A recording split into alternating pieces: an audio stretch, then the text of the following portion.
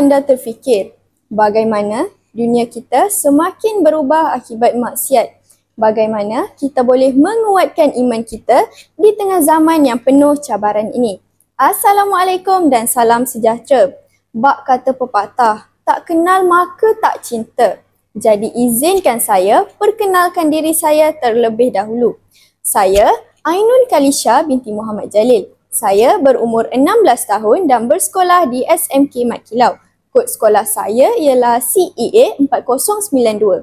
Hari ini kita melihat banyak perkara yang dahulunya dianggap salah, kini menjadi biasa. Inilah yang dibincangkan dalam buku yang saya akan kongsikan pada hari ini. Buku yang saya akan kongsikan pada hari ini ialah Maksiat Akhir Zaman karya Adenin Roslan.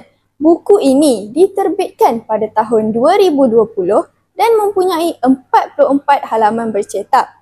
Penulis buku ini terkenal dengan gaya penulisan yang santai tetapi penuh dengan nasihat dan pengajaran. Saya pernah tertanya-tanya mengapa hati ini terasa kosong walaupun hidup dalam serba cukup. Jawapannya saya temui dalam buku yang saya akan kongsikan pada hari ini.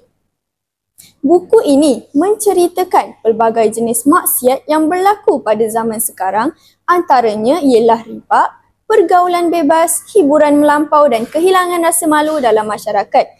Penulis turut menyentuh bagaimana maksiat bukan sahaja merosakkan seorang individu tetapi juga menurunkan bala secara keseluruhan. Apa yang menarik dalam buku ini ialah pendedahan kepada teknologi dan media sosial yang menjadi saluran utama dalam penyebaran budaya maksiat secara halus. Kita mungkin tidak sedar, tetapi perkara yang dianggap remeh seperti berpakaian tidak menutup aurat, ketagihan hiburan yang melampau dan juga budaya hedonisme merupakan tanda-tanda akhir zaman yang disebut dalam hadis Rasulullah SAW.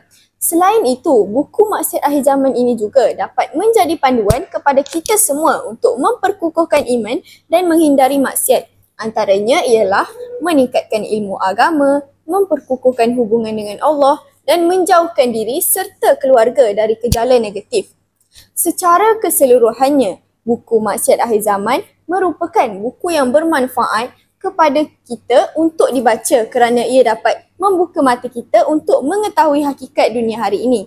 Ia mengajak kita bermuhasabah diri dan kembali kepada ajaran Islam yang sebenarnya.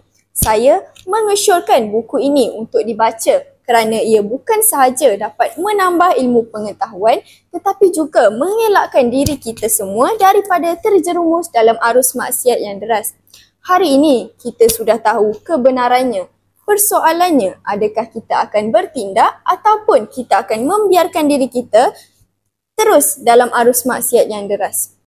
Sebelum bicara buku ini berakhir, izinkan saya melontarkan pendapat saya tentang buku ini. Saya berpendapat bahawa buku ini sangat penting untuk dibaca oleh semua pihak kerana ia relevan dengan isu masyarakat hari ini.